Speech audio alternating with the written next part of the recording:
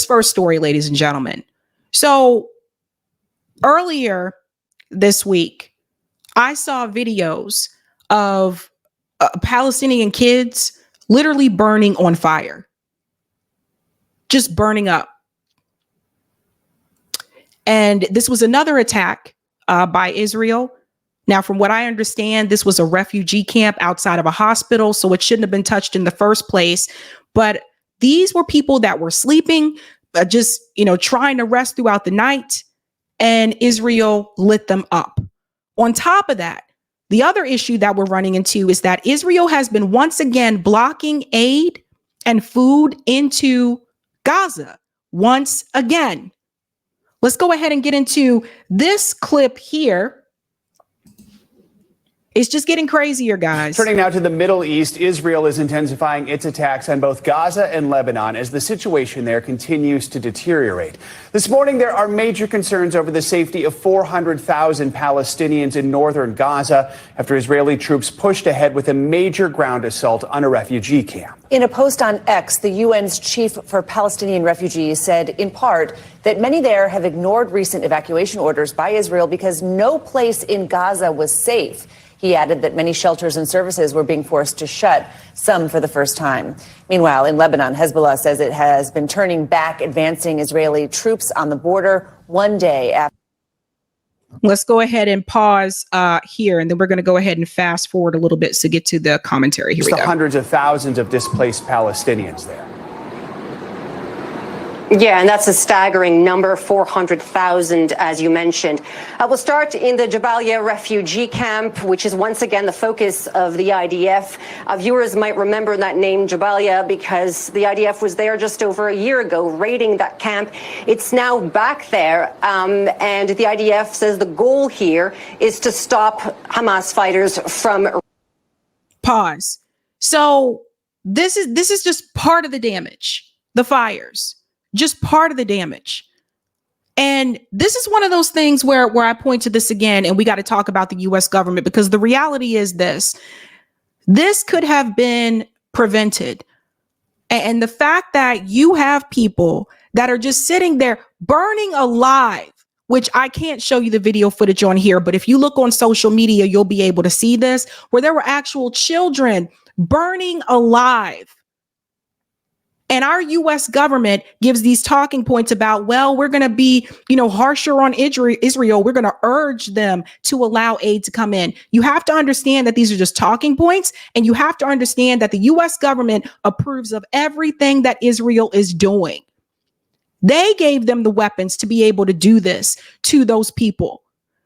And on top of that, they're still attacking Lebanon and also planning to hurt Iran. So you got three things happening here in the Middle East, and the US government is totally complicit. I don't understand how any of these people can go to sleep at night knowing the videos that I saw. And if you've seen them too, the videos that I saw are incredibly disturbing, And I don't understand how they can just sleep with that. Regrouping, and this is now day 5 of the raid, which has triggered, as you can imagine, another evacuation order. But the residents and the civilians in the area say once again, and they find themselves in this awful situation of having nowhere safe to go. That's what they're telling us. That's what UN officials are saying, because again and again and again, this has been the same scenario over the past year. Philip Lazzarini, as you mentioned, head of the UN Refugee Agency, saying 400,000 people now trapped in the area. Shelters, which managed somehow over the past year to stay open, are now forced to shut down. Shelters forced to shut down. This is where we are now, ladies and gentlemen. This is where we are now. So we're talking about over 400,000 Palestinians displaced. All because Israel wants the land. Israel wants them dead. And I've warned people time and time again, this is not just about Hamas. This is about Israel taking over the land and continuing the greater Israel project. I have a question for those who say that they are so pro-life. Where are you on this issue when you see these children just burning up the way that they are? Here's one of the martyrs. I do want you to see him as well. Let me bring this up on the screen. This is from Palestine community. Honor our martyrs, say their names. His name was Shaban al-Dalu. This is the guy that is in one of the videos on social media that was burning alive. And I don't understand how anybody can be okay with this. But I'm showing you this because I want you to realize something. These people have names. These aren't like just, they're not indivisible. These people have names. And I want you to understand that they have names because I notice mainstream media continues to talk about them as though they're just numbers. Oh, 40,000, 41,000, 42,000, 50,000, such and such thousand. No, these people have names. The problems that we continue to run into is that the media continues to find a way to run cover for Israel. And the media, that's the biggest form of information. Whether it's corporate media or not, a lot of people love corporate media. So it's the biggest form of information that people need to understand. So the media, they continue to refuse to call this a genocide. Now, I want you to see this clip here. This is from CNN News. This is one of the doctors that was there talking to one of the commentators on CNN News. And a shout out to that doctor because she corrects that commentator to let her know, no, this is a genocide. Stop calling it a humanitarian crisis. Let's get into this clip here. This humanitarian crisis with the additional factor of Gaza is about to enter the winter, which often brings heavy rain to the region. Kate, in all honesty, a humanitarian crisis is what you deal with when you have a hurricane, what you deal with when you have an earthquake. You have an insult and a humanitarian response. This is my career. This is what I do for a living. Every single person who does this for a living will tell you the same thing. This is different. This is not a humanitarian crisis. Kate, and I'm going to say it very clearly for your viewers to hear, this is genocide. When 70% of the population that are killed are women and children, when the population is starved of food, of water, of medicine, when you have attacks, repeated attacks on all the hospitals, the clinics, the aid distribution sites, the humanitarian aid agencies that try to help. More UN workers have been killed in Gaza than in UN's history. When you have over 900 families that have been exterminated, that have been taken off of the civil registry, killed. When you have over 17,000 children that have lost one or both parents. When you have bakeries, aid distribution sites, churches, mosques, schools, and in the last 3 days, in the last 24 hours, in fact, a hospital today that was bombed, as you just reported, the hospital where I personally was working, and I can tell you, they are working every second of every day to try and sustain life when Israel's strategy and evidence on the ground suggests that they're doing the exact opposite. They were targeted today. There was a rehabilitation center that was targeted in the last 24 hours, and there was an orphanage that was targeted earlier this week. These are the types of places that are being targeted.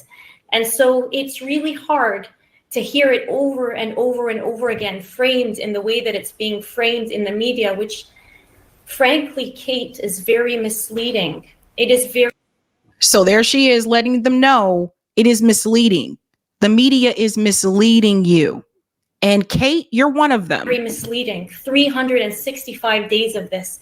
Death tolls that are so far outdated. We have no idea how many people are killed, but I am genuinely afraid about what we're going to find out when the dust settles. History books will be written on this, and countries will have to reckon, media agencies will have to reckon with their major role in the genocide of an entire population and in the destruction of humanitarian law and rule of order. Yeah, so that is a doctor who was there.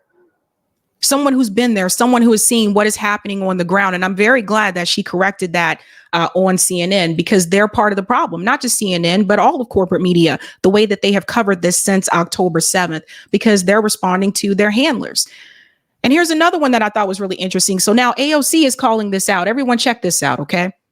She said the horrors unfolding in northern Gaza are the result of completely unrestrained Netanyahu government, fully armed by the Biden administration, while food aid is blocked and patients are bombed in hospitals. This is a genocide of Palestinians. The U.S. must stop enabling it. Arms embargo now. So what was interesting about this is, if I remember correctly, AOC was the one that told you that they were working tirelessly around the clock for a ceasefire. Isn't that what AOC told you? She knew it was a lie then, but she said it anyway.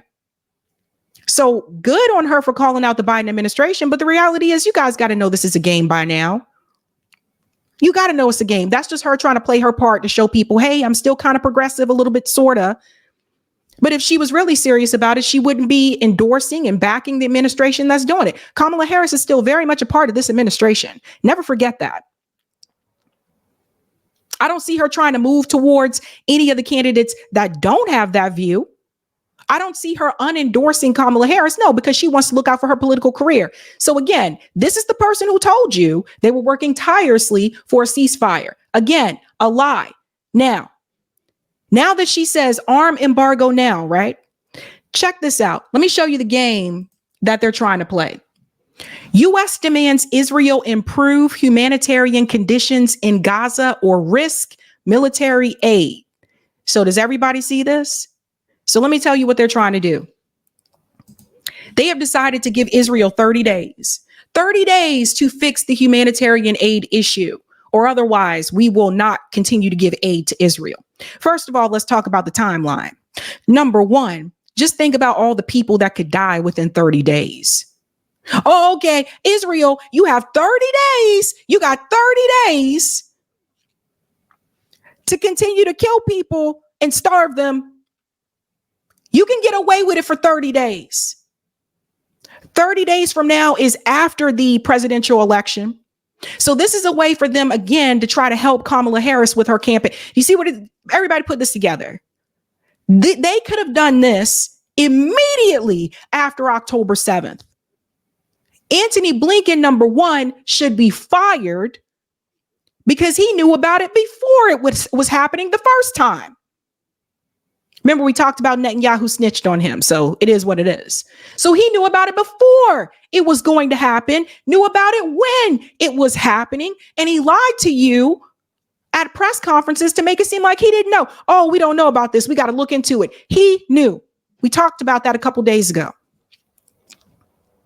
So now that it's getting closer to election day, now all of a sudden, the administration wants to say, improve humanitarian conditions or we'll do arms embargo, something that they can do right now. Does everybody see the game?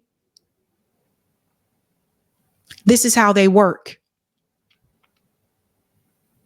But still giving Israel the green light to kill people and start to starve people. You got 30 days where you can still starve people and get away with it. If they really cared about those people, they would issue the arms embargo now. But the reality is they don't care about those people. They don't. Professor Zink is here calling this out. And I think this is incredibly important. You guys have got to see this. Kamala Harris and Joe Biden are sending 100 U.S. troops and 1 billion anti-missile system to Israel as they prepare to attack Iran.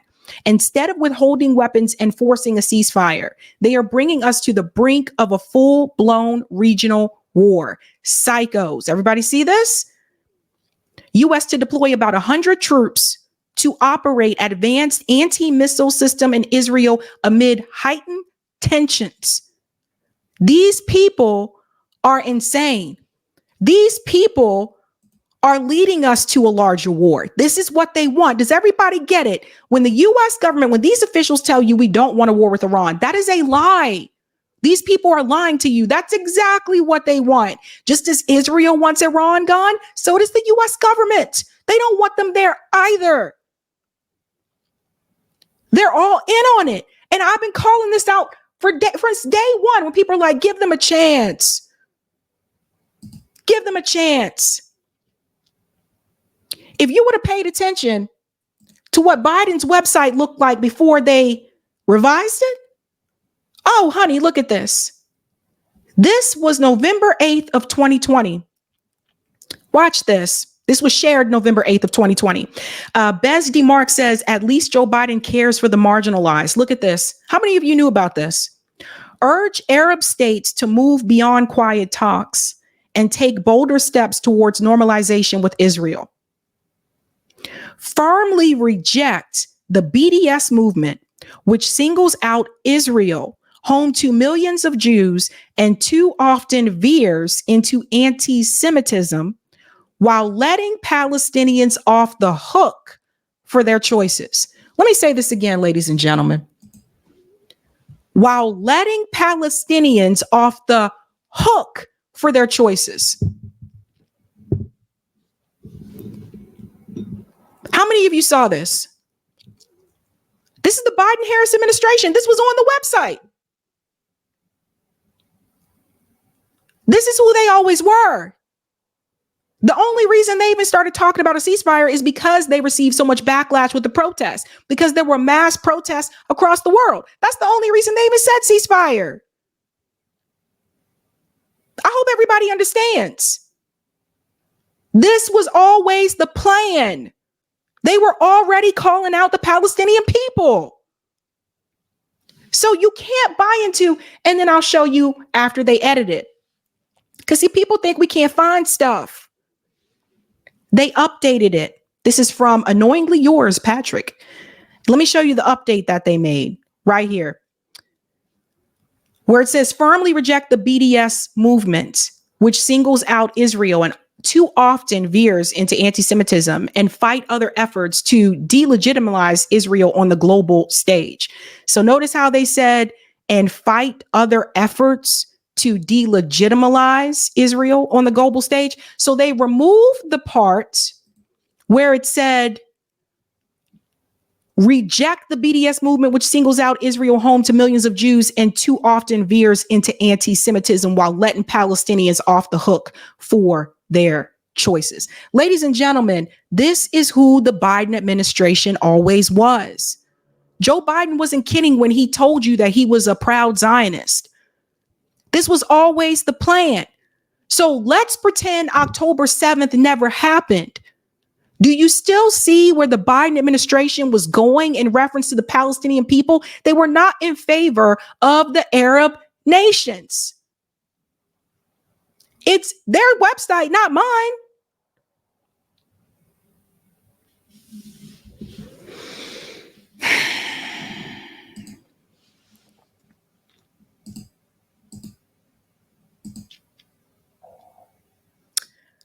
I don't know what else there is to be said, except for the fact that if nothing else bothers you, seeing children burning alive on fire,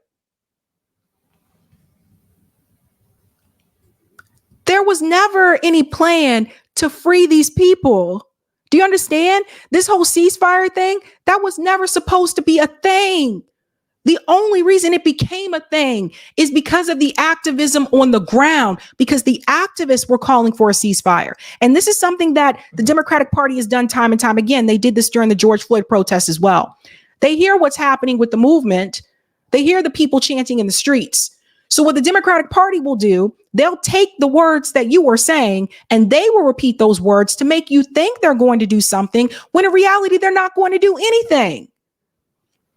Don't believe me? Go back to the George Floyd movement. Remember when they kneeled in kente cloth? What did they do? What did they do after all the protests? This is why I say it is very important that you cannot allow these politicians, the Democrat, Republican, it's usually not Republicans out there with these types of protests, but you cannot allow them to co-opt a movement. You cannot allow them to co-opt the rhetoric. And this is one of the big problems with BLM Global Network. This is what they did. They allowed them to do just that. And they're always looking for activists to sell out, by the way. But what is happening right now in Gaza? This was a refugee camp. How many times does Israel get to attack a refugee camp and get away with it? These people are monsters. And I don't understand how you can support any candidate that is for the system. I don't understand it.